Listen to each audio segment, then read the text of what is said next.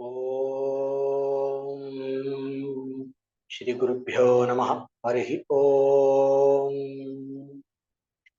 Om Sadashiva Samarambham Shankaracharya Madhyamam Asmadacharya Paryantam Vande Guru Paramparam Om Sahana Bhavatu Sahana Bhunaktu Sahaviryam Karavavahai Tejasvinavadhetamastu ma Vidvishavahai Om Shanti Shanti Shanti Om Tat Sat. So today it has become literally Shravanam, only listening, no video, because the village where I am right now, the bandwidth is very less. So it's an interesting experience. So this is actually greatest teachings are always coming only like this without video. There was I heard about from some Purana, I think from the Upanishads. It seems the Devas, the Asuras, and the Manushya, the humans, they wanted a teaching from Brahmaji. So they all called upon Brahmaji, and Brahmaji came in the form of the thunder, and then he declared Dha, Dha, Dha. So the Devas took it as Damyata, sense control, Indriya Nigraha, etc. Because they are all very indulging all the times. The Asuras took it as Daya because they have too much of cruelty. So they need to evolve out of cruelty. So the Asuras took it as Daya, that they should develop Daya. And the humans are very insecure. So they understood it to be Dana. Don't hold on to your own wealth, but share it with everybody. So, Dana. So Brahmaji came only voice alone, without video. So the same way we are doing a class.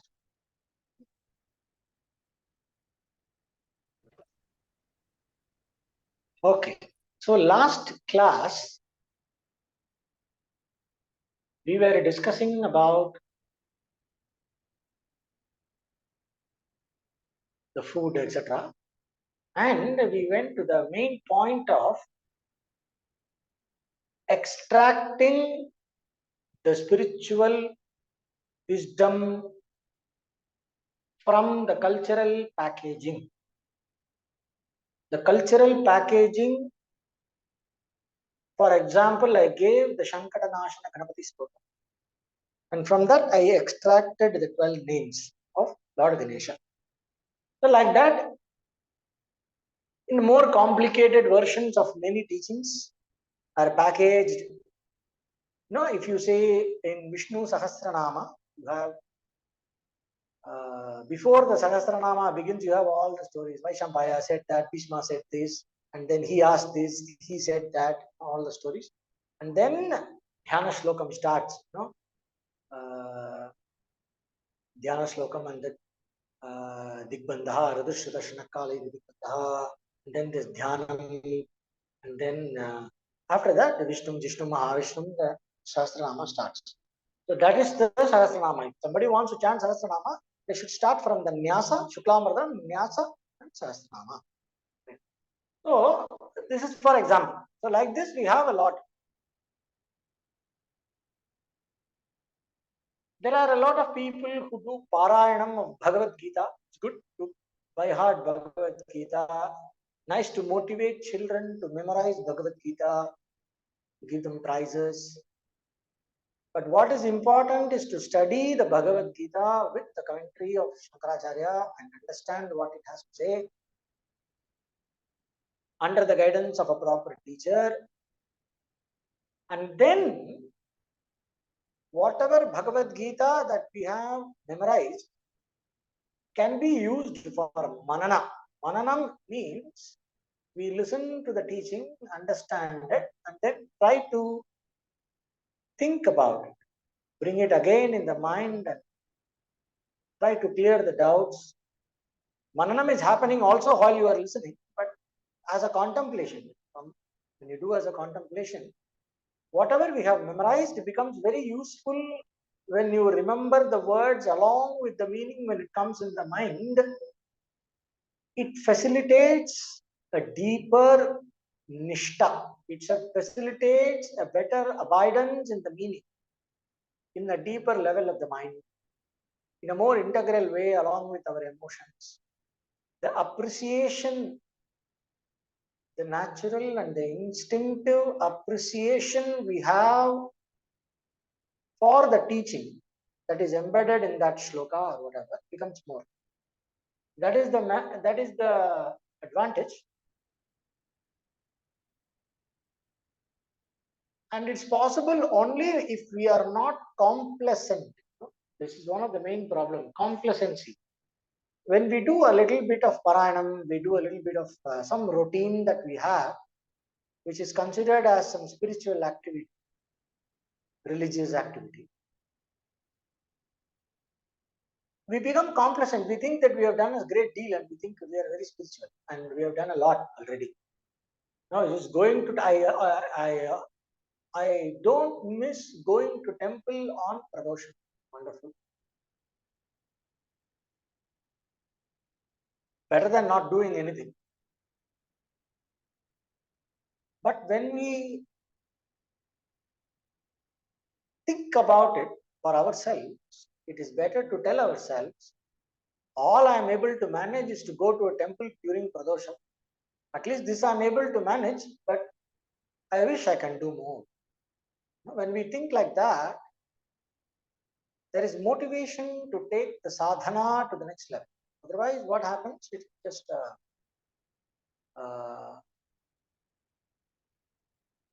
a little bit of guilt management. So that is one of the beginner or the lowest level. That is a religious level.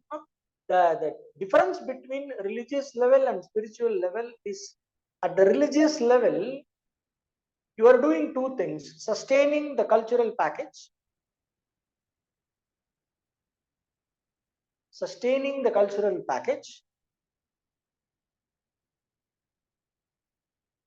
and or doing some rituals and regular observances as an obligation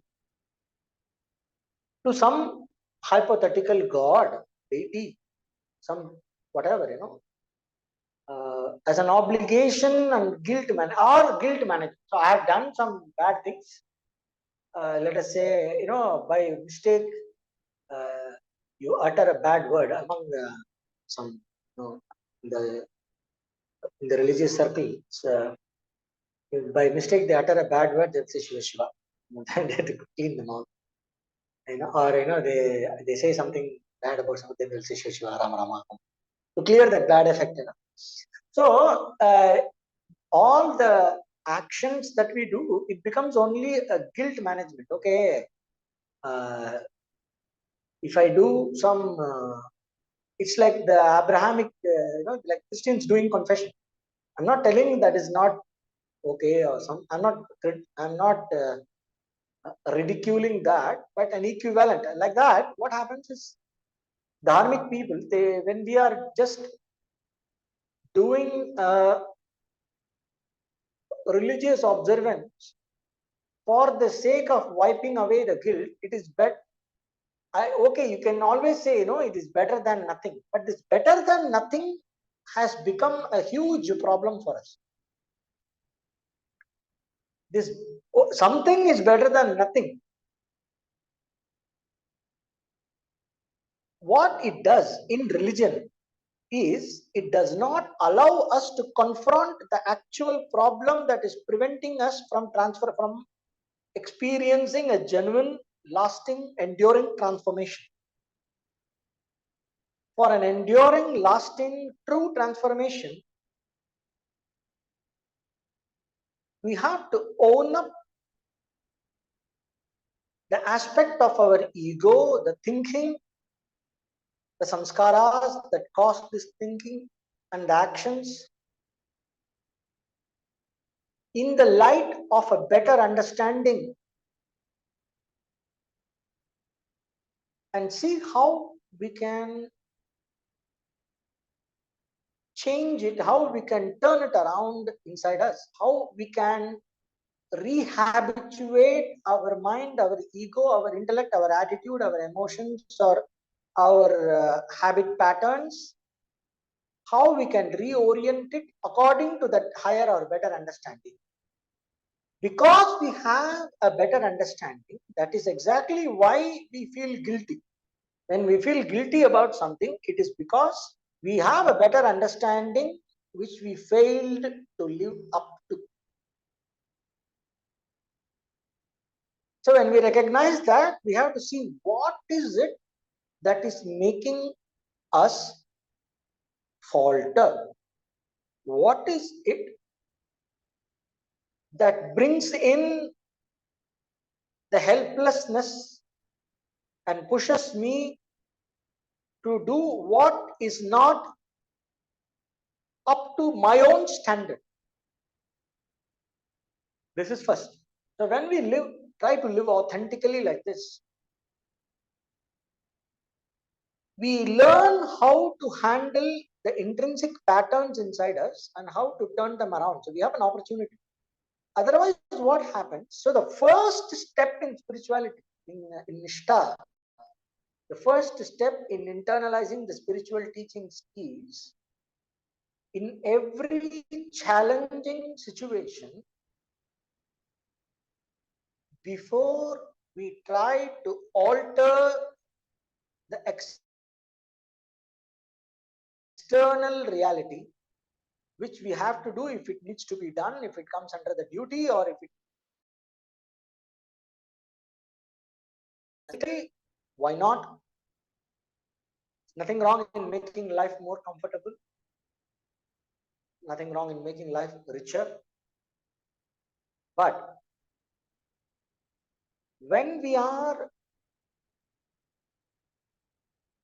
encountering a challenge, it is in our best interest to look at our internal environment, the condition, the causes and conditions that make us face this difficulty, the internal causes and conditions that is making us respond to a challenging situation in a way that is not up to our own standard. Understand that causes and conditions inside us and see what we need to do to make it in line with our higher understanding or better understanding that we have.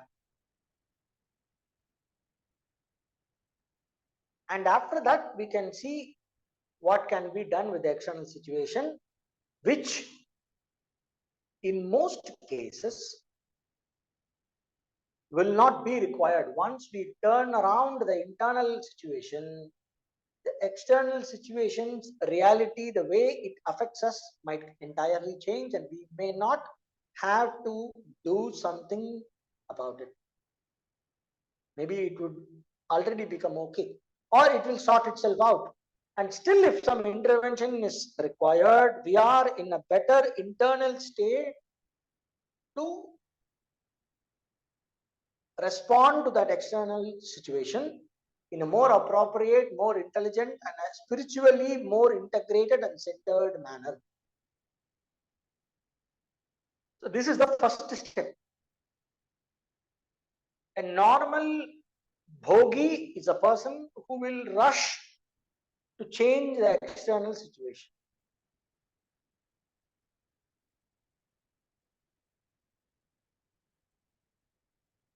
I have to take a shower. I can take a cold shower. It is just inconvenient. I will not get sick. So I am not talking about sick people. Just giving a small example of a healthy person who can take a cold shower, but it's just inconvenient. It is not so cozy. It's not so nice. It's going to become winter because it is just before winter in the morning when I get out of the bed. I don't want to challenge this cozy feeling. So I would like a nice warm water and a warm shower. Nothing wrong in wanting that. There is a power failure or some reason you are in traveling and warm water is not available. People complain a lot. They go to great lengths to make sure that they will get at least half a bucket of warm water. Go to the corner of that. There are these some hotels in villages and small towns where there is one pipe, hot water is coming. Everybody goes with a bucket and takes from there and then comes to the room. This is very common in our country, right? So, and or when you go to ashrams, for example, in many ashrams there will be one, because people will abuse that hot water a lot. Not all rooms have hot water running on the tap. So they will go and take from where and carry all the way to the room. And especially, for women, these kind of things, these kind of creature comforts, for many have gone to the level of addiction, to a great level of helplessness. So much of energy and time goes into planning the creature comfort, planning and making sure that all the creature comforts are taken care of. All aspects, there is a small factor going off here and there. That person's body cannot adjust, temperament cannot. Even if the body can adjust, the temperament cannot adjust. Because the temperament cannot adjust, the body cannot adjust at all. So this extreme involvement in ensuring creature comforts. So this is what the sadhana, whenever we enter spiritual sadhana, this is what they challenge first. First, they ask us to build resilience, titiksha. When we saw the sadhana chatushtaya, there is one samadhi shakta sampatti, the sixfold inner wealth. That one of the inner wealth is called titiksha. Endurance and resilience is basically this. So that planning for creature comforts, physical comforts, does not consume all our mental and physical energy and our resources and time. So if you do that, if for example, a simple thing like I can take a cold shower, I can sleep on a hard floor or a soft bed. I can just put a mat and sleep on the floor, or I can sleep on a very expensive, this 75,000 rupees or 2 lakh rupees orthopedic, this complicated bed that they have. No? Or this or that, doesn't matter. I can sleep anywhere. I will get to sleep wherever I am. These kind of things. There are, each one of us will have certain things that we cannot compromise, that we find very difficult to compromise.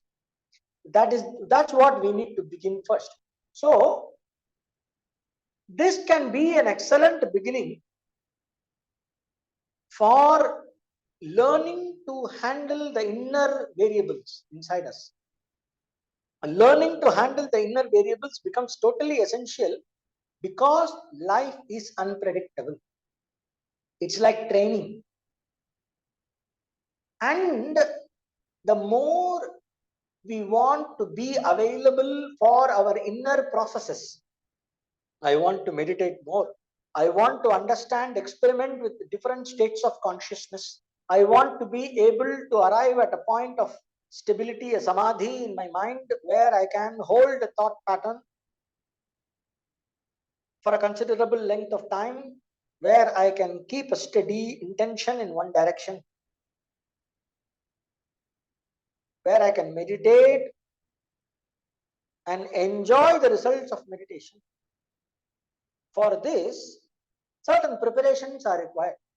And one of the first preparations is I am available for my inner processes. I am available for my inner processes only when I am not constantly challenged at the body level. At the body level, I have to be at ease. This is why Hatha Yoga is recommended as an essential preliminary practice for Raja Yoga or meditation. Raja Yoga can be understood in one word as meditation.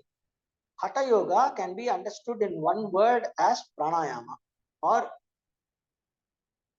resilience, building resilience of the body and silence of the unconscious mind, or the sense of silencing, resilience of the body and silencing of the organs of action. That is what is basically Hatha Yoga. So, the Hatha Yoga is what we normally encounter these days as yoga is asana and all that. Basically, Hatha Yoga. Whatever is the brand name they use, it's basically Hatha Yoga, sold under different brand names with different emphasis on different aspects and different styles for different purposes. And there are yoga derived exercises which are not yoga. So when we do Hatha Yoga as a spiritual aspirant, we will have to choose that style of Hatha Yoga which is traditional in the sense which is preserving the spirit of traditional Hatha Yoga at least. Even though it may not be perfectly traditional Hatha Yoga, it can preserve the spirit of the traditional Hatha Yoga, which is building of titiksha, capacity for laya, absorption,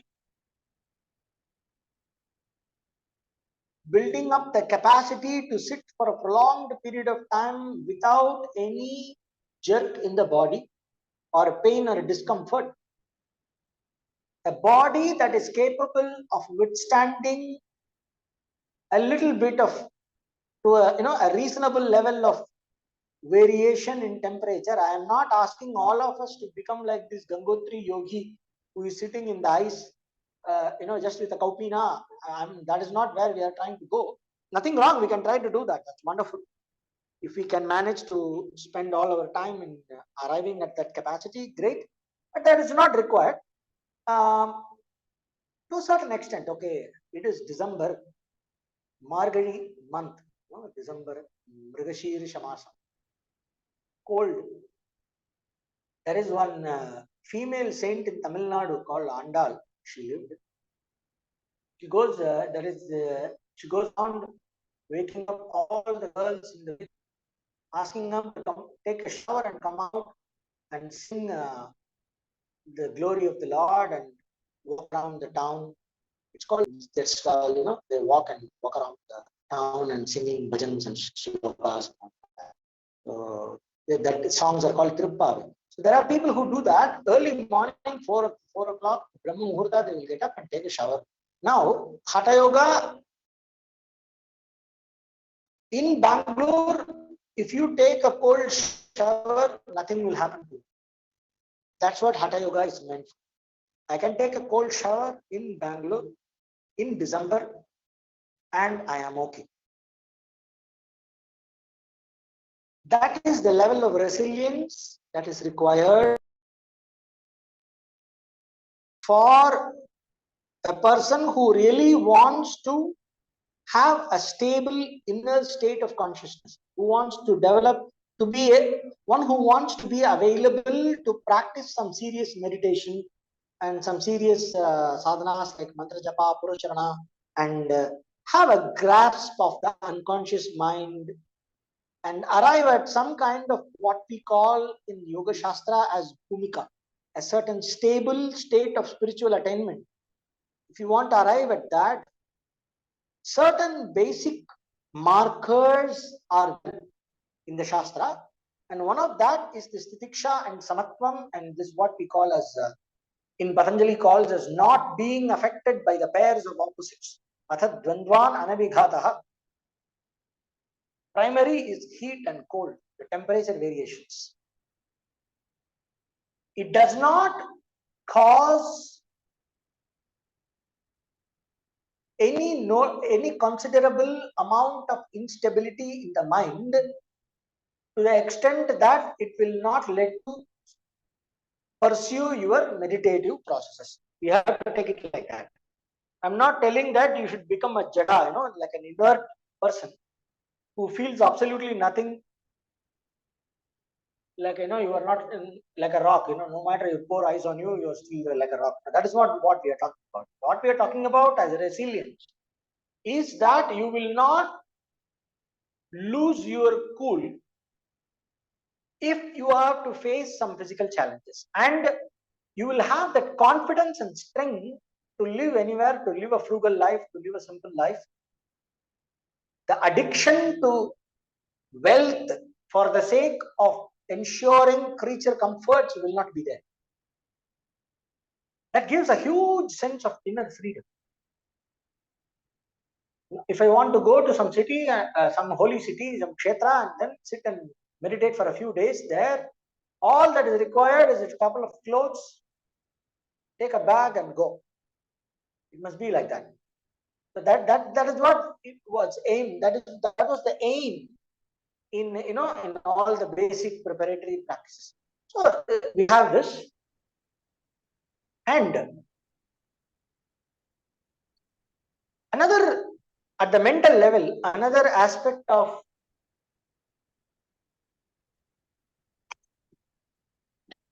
unwrapping the cultural religious package and extracting the spiritual wisdom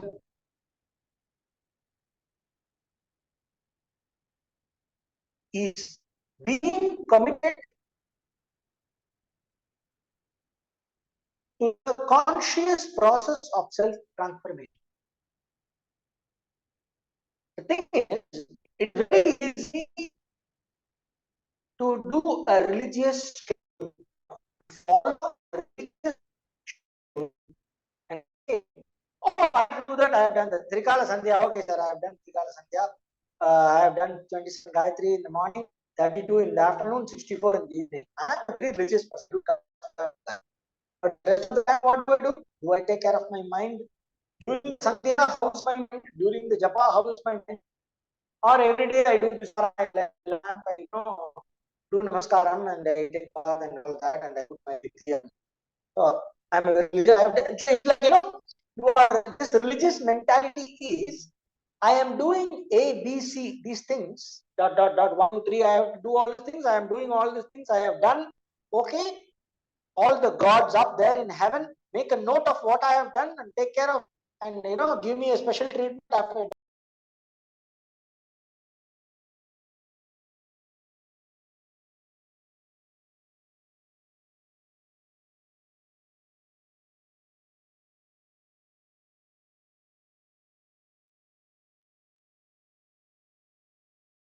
Did I get disconnected? Yes. Am I online or I was disconnected for some time? Just couple of Just for a seconds. second, you were disconnected, Yeah. sir. Oh, okay. Audio is breaking though. Are we okay now? Voice is breaking a little bit. Yes, We sir, have voice to is catch up the breaking. words, but yeah, it's like continuously it's breaking. Actually, sorry. Even now it's breaking. Yes, it is breaking now. Okay. Okay. 1 second. Hold Sorry. Yes. on.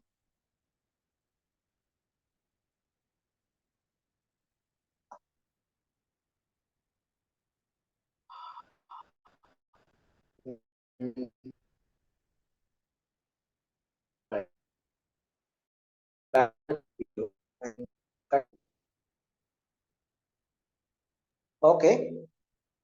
What right now? இல்ல voice break ஆகுது. இப்போ okay மட்டும் தான் நல்லா தெளிவா கேட்டுச்சு. Okay. ஒண்ணும் பண்ண முடியாது, அவ்வளவுதான்.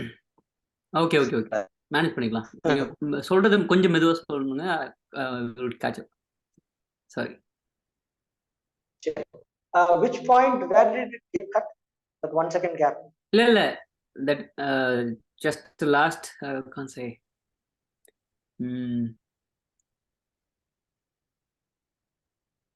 Okay, so I'll get to the topic. So basically we are talking about taking responsibility for self-transformation. So when we are unwrapping the cultural and religious package, extract spirituality and implement it in what is to understand you are not doing anybody's obligation. Spirituality, your spiritual development is not an obligation that you are doing for mistake. Namaste. Once again, sorry. ஒண்ணுமே கேட்கல எனக்கு. I mean, எல்லாத்துக்கும் அதான் நினைக்கிறேன்.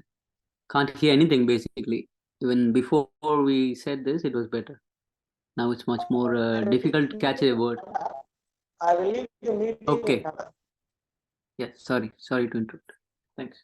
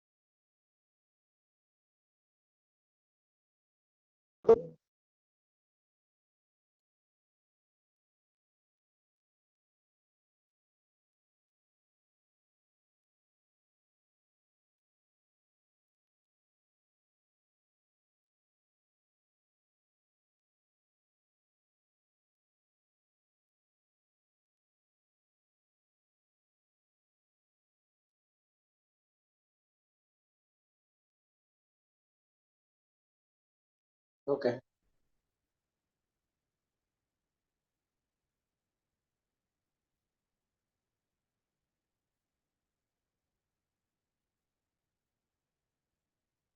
இந்த okay கேட்டுச்சு, அதுக்கப்புறம் ஒண்ணுமே கேட்கல. Okay, so now I will.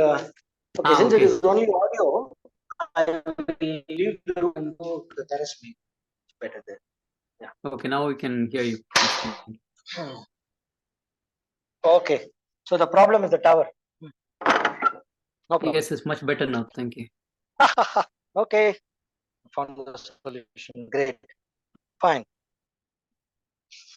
So we were talking about taking self-responsibility for the.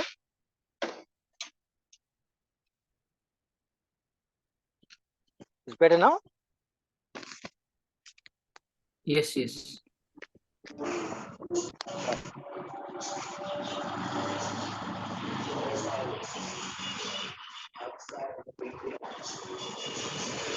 When people switch off their videos, people can switch off their videos. Kindly switch off your video so that the bandwidth is less.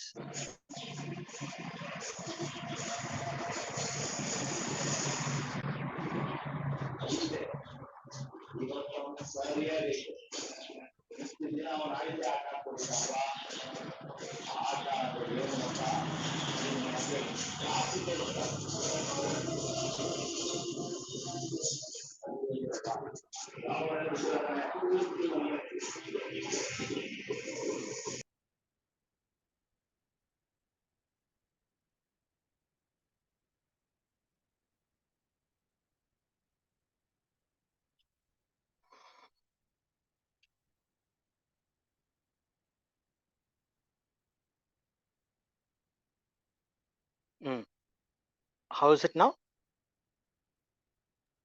Best. But Okay, please sir. continue. Thank you. Right. Somebody's turned on the video and yeah. So now it's okay. I can continue now. Yes, please. Right. Good. So we were talking about when talking about the commitment to the conscious process of self-transformation, for which the first step we need to understand is that spirituality is not an obligation that we do for somebody else. It is an obligation or a commitment to our own empowerment, our own welfare, and our own growth. So this is I would say, a radical shift from a typical mediocre religious attitude. That's what we finished our class with in the last class. So the mediocre religious attitude is basically you have a set of religious duties, which is which was not the case in our culture mostly, but due to the mix-up with the Abrahamic religions, they're all serving their God. We don't serve God. We use the understanding of God, and we dynamically relate with the fact called God, Ishvara, in so many other ways, in a way that it helps us for our inner growth. So for us, God is another factor of life that is used for the sake of growth, which helps us to achieve our Purushartha. We are not dedicated to God. We are dedicated to our Purushartha, our own goals. Our goals, which could be Dharma, Artha, Kama, or Moksha. That is what we are dedicated to, and we are devoted to. Even the devotion to God, if you say it is for the sake of God, it actually means it is for the sake of Moksha. It is for the sake of the truth, because you understand that God equal to truth equal to moksha. It is not because I am afraid of some God, that God is jealous and I have to serve the God. Then the God has given me some duties, pray a number of times a day, or do some pilgrimage, or kill all the people who don't believe, or go once in a week to that house of prayer, and then you do all that and do some confession, and then you confess your sins. These kind of problems we don't have, because this is not the approach at all in the dharmic, in the Sanatana Dharma and Vedic Dharma. The main underlying concept is each person's empowerment, each person's liberation. It is the liberation of a person on various levels. It is empowerment of the person to actualize their potential. It is an empowerment of an individual to arrive at the goals that they want to pursue, both worldly and spiritual. So that is what this entire spiritual knowledge is meant for. So we have a knowledge based, dharma based. Dharma is again knowledge, the knowledge of what to do and what not to do. That is dharma. So the knowledge based, wisdom based approach, this is spirituality. So somehow this obligatory attitude entered our Vedika Sampradaya and our Dharma also. So somehow this attitude has corrupted our heads. So most of us are, reveling in this religious obligation attitude. We need to first come out of that and see that it is pointless. Not that it is some level, I will say, a good religious person is better to be that than anything else. No, I don't want to go into that kind of a talk here, because it has caused a lot of destruction. Though you can say, better to be a religious person than be a completely godless person without any discipline. You can say that for children, because it inculcates good habits, because it gives a certain kind of an energetic stability, because it keeps away negative influences, subtle influences that affect us negatively. It keeps all that away. All these are right, but this is not the talk we should do as adults. This is the talk for children who are growing up. We cannot be children all our life. Just like how for worldly things we need to grow up, similarly for spiritual things also we need to grow up. Which means we will have to embrace the conscious struggle of overcoming our limitations. We have to embrace the conscious struggle of living up to the highest understanding that we have in every situation. There is no choice. We have to have the wisdom, basic wisdom. We have to somehow learn to see and remember. We all know that, but we just have to remember that we have no choice. There is no choice in evolution. There is no choice for inner growth, because there is no choice in happiness. Nobody wants to choose between happiness and sorrow. Anybody here wants to, I want to have the freedom to choose between happiness and sorrow. So if I give you that freedom, you're happy. So basically you are trying to feel happy that you have a choice. So the freedom to choose happiness or sorrow is a value. And if I have that freedom, I am happy. So basically there is no choice. You are only choosing happiness in whatever situation, whoever is the person, conscious or unconscious, intelligent or foolish, sane or insane, young or old. They have no choice with respect to happiness. Because you are pursuing happiness in all that you are pursuing, there is no choice. It is only intelligent to own up and embrace the struggle for true happiness. And spirituality is only that, nothing else. So,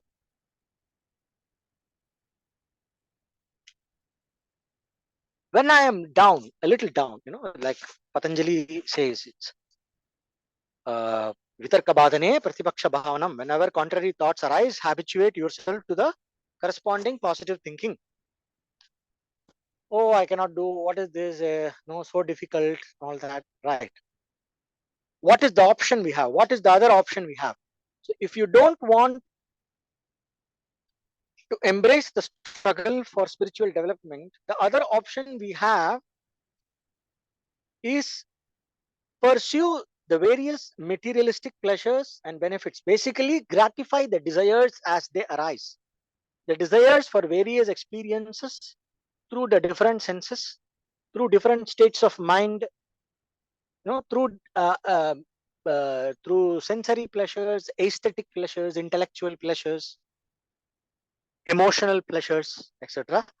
So as the demand arises from our heart, from our conditioning and from our habit patterns, we keep on addressing those demands and keep satisfying the desires and pursuit of pleasure. So nothing wrong in that, but this is what is the option we have. So when we are pursuing only pleasure, we have to struggle. We have to remember that not everybody at every time will be able to actualize the moment of pleasure that they actually crave for. You have one thing, you may not have the other thing that is required to enjoy this one thing. But there is a fantastic Yoga Sutra where it talks about discrimination. In Yoga Sutra, he says, because of constant transformation, because of constant association with anxiety, will I get it? Will I get it? After I get it, how long will it last? When I'm losing it, oh my God, I lost it. Will I get it again? Right? So then, oh, I am not in the mood. When I really wanted it, I did not have it. Now I don't have interest in that anymore, but now I am having it. Samskara. So the inner orientation for the pleasure, and it has the seed of sorrow in it. I would like to have a beautiful pasta, but after making the pasta, I have to wash the vessel with which I made pasta. Okay, I have a maid to wash the vessel, but the maid is suffering. Maid doesn't want to, if she has ₹1,000,000, she will not come and wash vessels for me. Nobody likes to wash vessels. Generally, I'm just giving an example. Don't overstretch the example. If I have to employ a maid, I have to make money. So for that money, I have to suffer. So nobody can escape the consequences of enjoying or acquiring and enjoying, preserving a pleasure.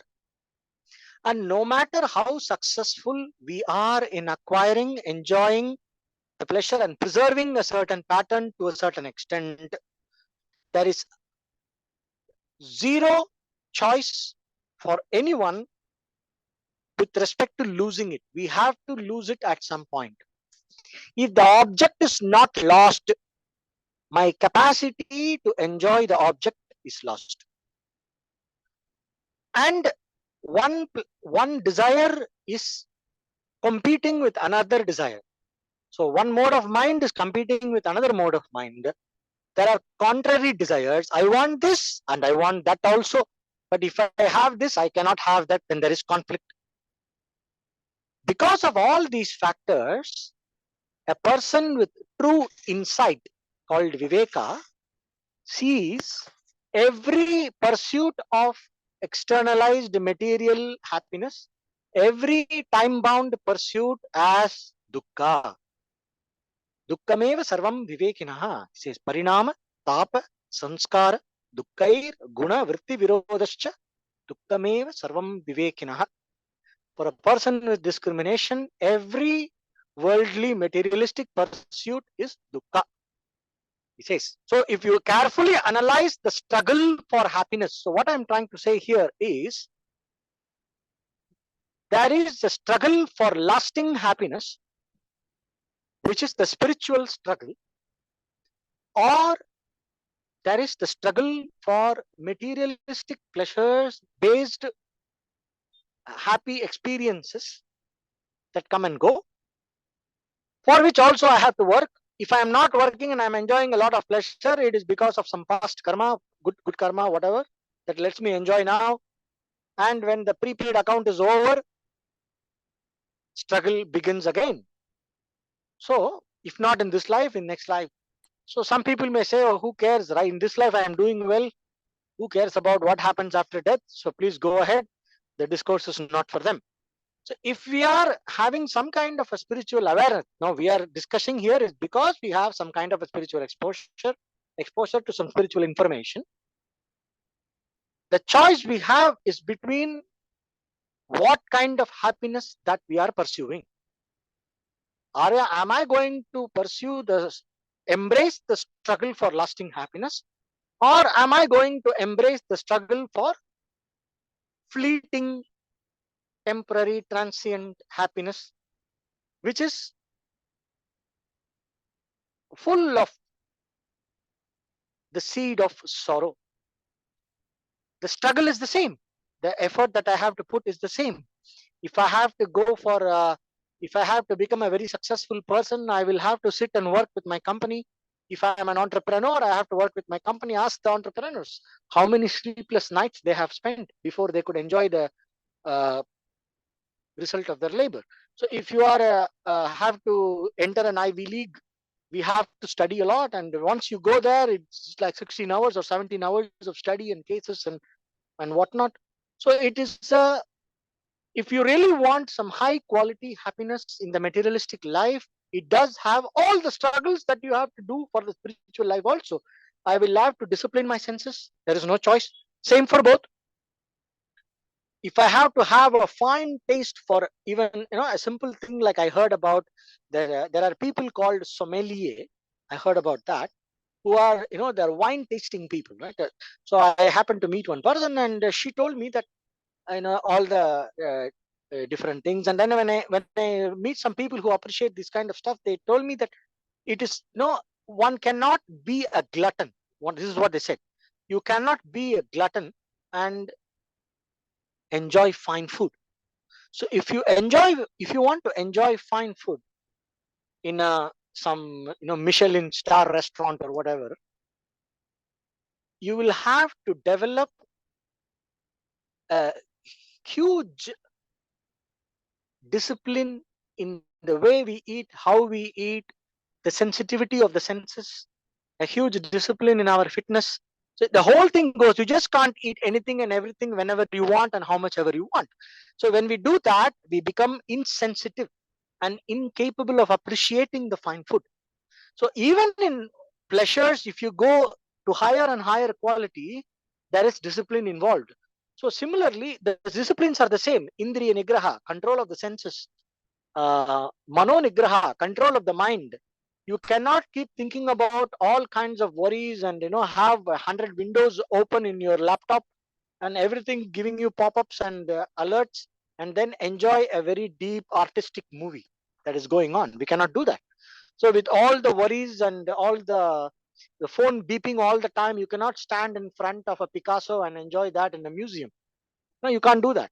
So mano nigraha is required even to enjoy a pleasure. Your mind has to be available for the pleasure. You have to be in the right mood. Your body has to cooperate. Health is required, right? And if we don't want to get dissipated, I am having all that, I am enjoying the pleasures, but I keep on enjoying the pleasure, I get dissipated in the sense diminishing marginal utility, they say. So when I enjoy something now, the next time I enjoy, the satisfaction I derive from the same enjoyment is.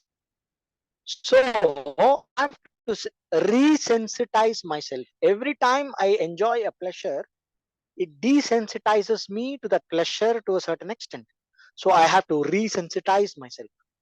So that involves a certain amount of vairagya, that involves a certain amount of withdrawal, with a detachment.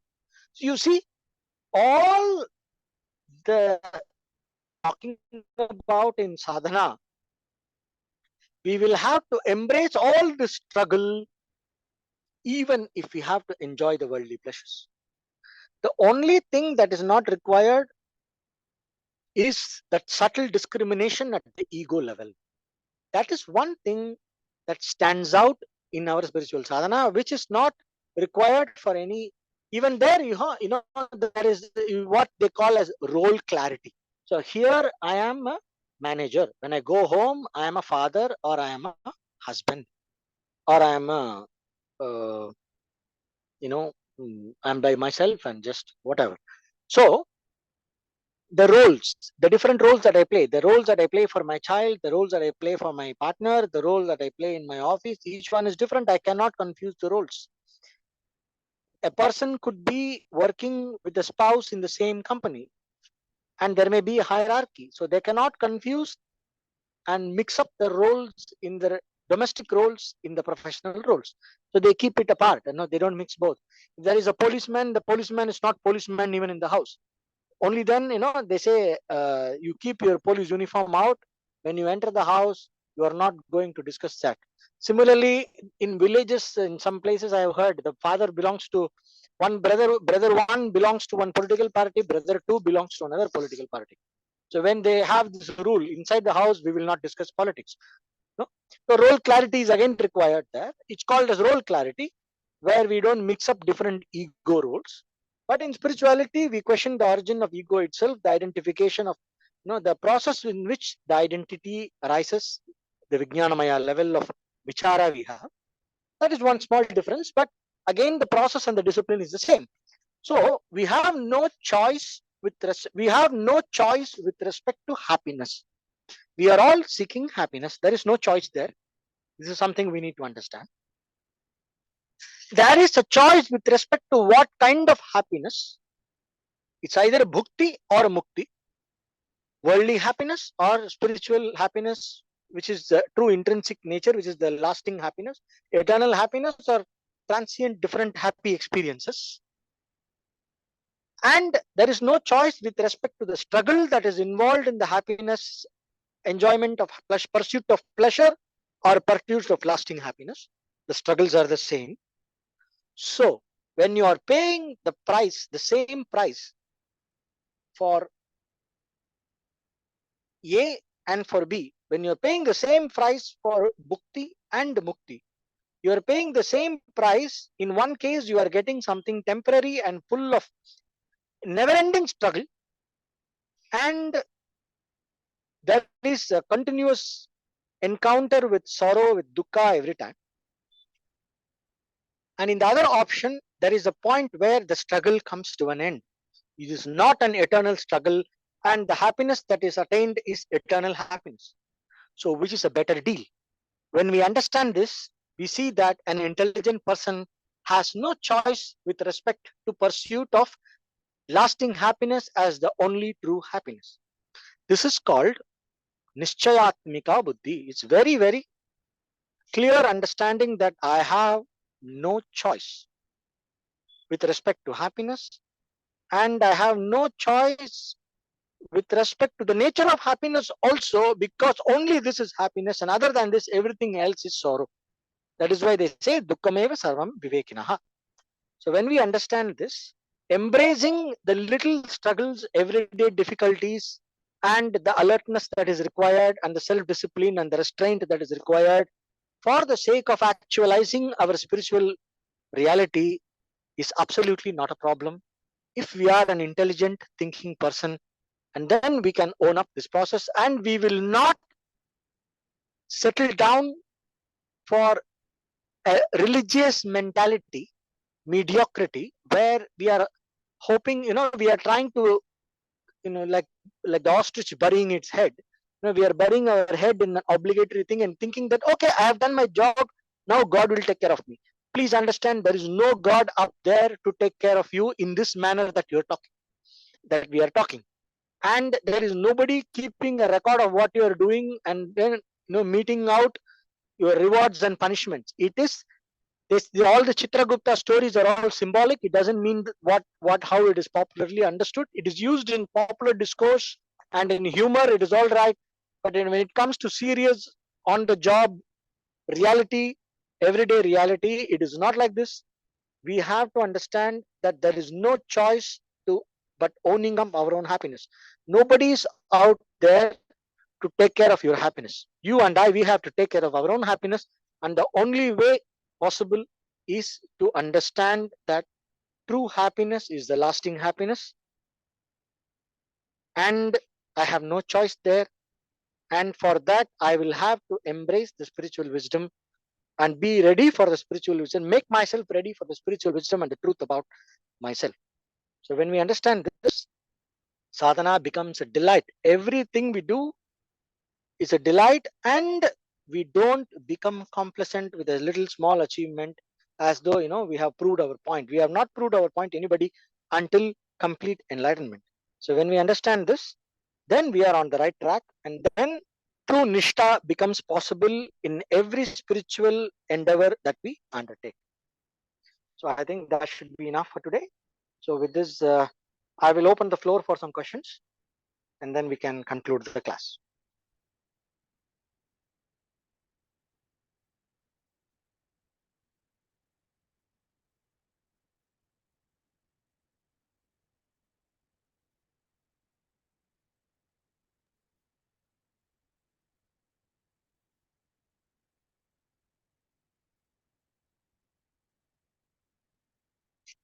Am I audible?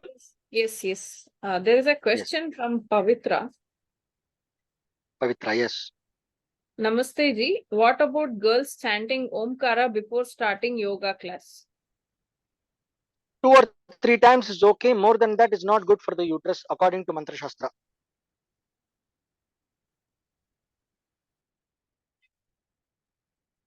Two or three ohms is all right.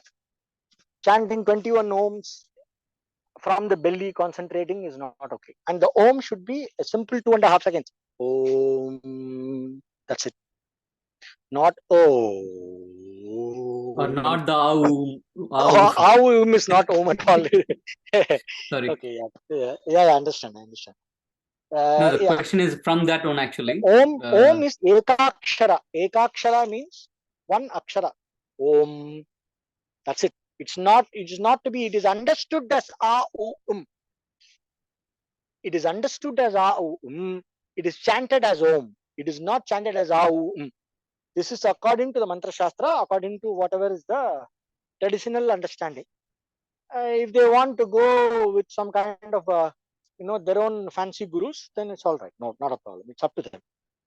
As I told you, there is no sin. There are only actions and consequences. So the problem with certain things is, we don't know whether what is causing what. So this is the rule. From the I have done enough inquiries with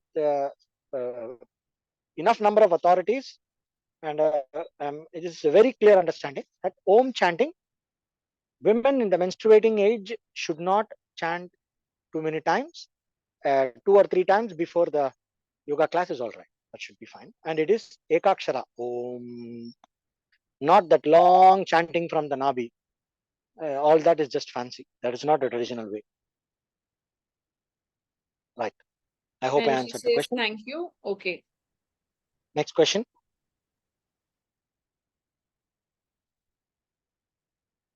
If there is any Namaste. question, I yeah, mean, please. yes, Please go ahead. one more question. Quick. Namaste. Is it any importance of having one's own Nitya Karma, like everyday routine? Is it must or is it necessary? Or who needs this? Generally, so it is Thank you. necessary as a discipline. One should understand it as a discipline. It's not an obligation. In the sense, you are not doing that to please some god. We are doing that as a self-discipline. It gives a certain, what you call as anushtana balam. It gives a certain pattern-based strength that helps us to minimize the negative patterns in us. Especially those who are stuck in negative patterns in their life. If they have a routine nitya karma, it helps a lot to come out of those negative patterns. They will develop the strength and slowly the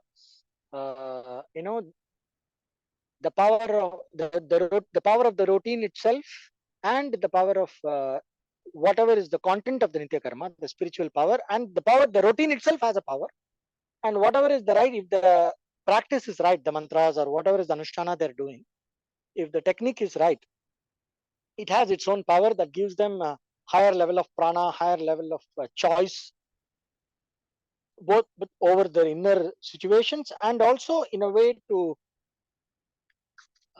say no. It gives them the strength to say no to the negative things that are influencing them from outside. So that is it's very useful actually, especially for pattern change. Thank you. So we have to understand any practice that we do, we have to understand why we are doing. Like I said 2 classes before, sadhana, sadhya, sadhaka, sambandha. No, what you call as the anubandha chatushtaya. We have to understand why am I doing this? What am I doing? What is the purpose of me doing this? I am doing this for which aspect of me? So we have to understand that and have a very and we will be able to, when you understand this clearly, we will be able to see how it is working in our life. So when we see how it is working in our life, then we have not a problem at all. Then it becomes easy. Our confidence in doing that goes up. When we do it as an obligation, then the problem of Shraddha, questioning and faith and all this problem comes. But when we see actually how it works, then there is no problem. Nobody needs to convince you to do that. Thank you. Yeah. So I think that should be Arzu, enough. please, Arzu person is asking, just ask, Yes. chat is not enough. Yes, sir. Yes, can sir. somebody read it? No, I'm asking here on audio. Namaste, sir. Namaste, yes. Sir, initially in the conversation, you talked about guilts and how do we need to handle them internally instead of externally. So I wanted to ask you, how do we actually handle it internally? Because sometimes, as you said in one of the conversations, that what you do here you might bear the consequence in some other situation, and that is scary. So how do we actually handle guilts internally? Right. All right. You are talking with respect to which kind of guilt? Something which might not be morally accepted. Like I'm from a Sikh background, and okay. Okay. So you don't have to tell the personal thing.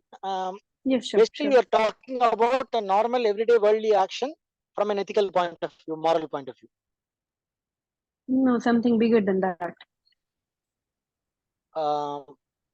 Can you give me an example? Not your personal example, but a general example. Like in Sikh families, as a small kid, we are told not to cut our hair, but generally it happens that sometimes kid might cut their hair. Then Right. the parents will say, God will come. Okay. It is not good. So All right. how do we overcome? Right. For this kind of things thing. like that? Good. So we are talking about spiritual backed cultural practices. Guilt with respect to not doing that. Right. Yes, So yes. what I would tell you is, again, for this kind of things, the best remedy is to study the Shastra. Dharma Shastra. Also not go totally into it, and to understand the limitation. What is the purpose of that? So why do they say the hair should not be cut? So there will be two things. If they are telling that, you will incur sin and all that, don't worry about it. That is only a deterrent. Any as a blanket rule, take it as a blanket rule. Take it from me. If anything, if there are real consequences, may the consequence come to me. Okay, so don't worry about it, because that is the confidence I have from understanding it. This is how my guru used to tell me. So I'm telling the same thing.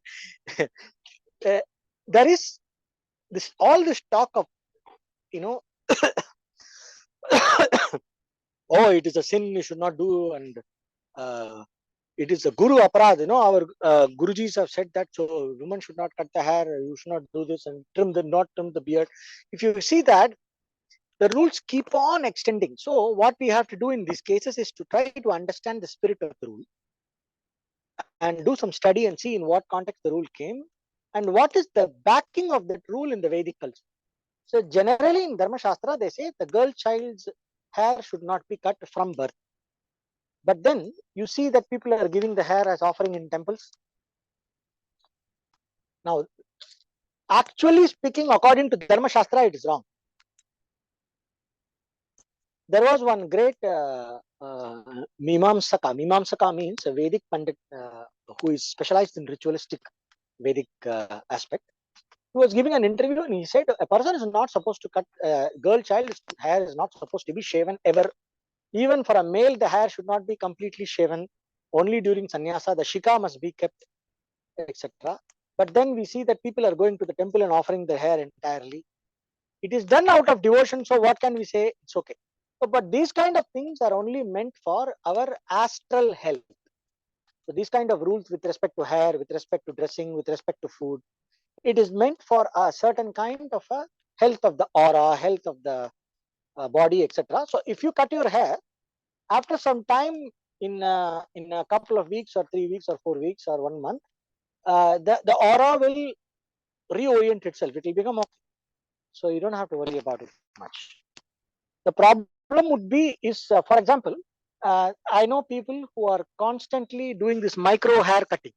Like, for example, if one is an actress or something, they have to maintain that hairstyle for the sake of their profession, where they are every second day or third day, they have to go to the saloon and trim it, style it, and keep it in a certain way. So that is unhealthy.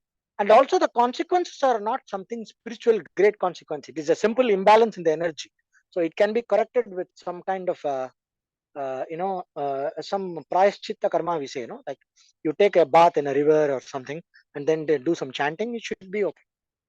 So these kind of things, you have what is called prayashchitta karma. So we do that and it becomes all right, which is nothing but rebalancing the energy. For example, if I go into let us say I go to if I have to go to a pub. So when I sometimes, when I go abroad, they organize lectures and it is in one corner of that hall is a pub. What can you do? At least at that time that nobody is drinking, but then it's basically a pub and it is under the ground. It is, so these kind of places are full of, usually they have a lot of pretas and the energy is very low. It's not good, and we cannot raise the energy too much there also. It will create imbalance. It is not our place. So what I do when I go to those places, when I come home, I put all the clothes for wash and then I take a shower and rub some salt around me and take a salt water bath. And then I take a shower. So that neutralizes the energy. Then I sit and do some Nadi Shuddhi, some pranayama, some Gayatri Japa, and it becomes okay. Right? I hope I answered your question. Yes, sir. Thank you so much. Yeah. Never be afraid of heaven or hell consequences and God punishing you. God will never punish you. There is no God to punish. There is only a God meant for meditation. Gods don't punish unless you go and disturb a pratishta in a place, in a temple or somewhere where there is a invocation or a pratishta. If if you go and disturb that energy there, then that deity gets pissed off and then it can do something. Otherwise, in general, there's some god above the clouds punishing you. Absolutely dump that thing down the down the drain. That is not true. It is only a teaching meant for controlling, keeping the people have some kind of a control. For tamasic mind, a person who is driven only by fear, for those people, it serves as a initial deterrent. It keeps them under control, so that they become available for better things. But once we take our step, once we are taking our initiative into conscious spiritual evolution, we can dump all these things and try to focus on the benefits of doing the right thing, rather than being afraid of the consequences of the wrong. So that would be a healthier approach. So I'll finish with this. I think we have crossed the time. Om Purnamadah Purnamidam Purnat Purnamadachyate Purnasya Purnamadaya Purnameva Avasishyate. Om Shanti Shanti Shanti. Om Tat Sat.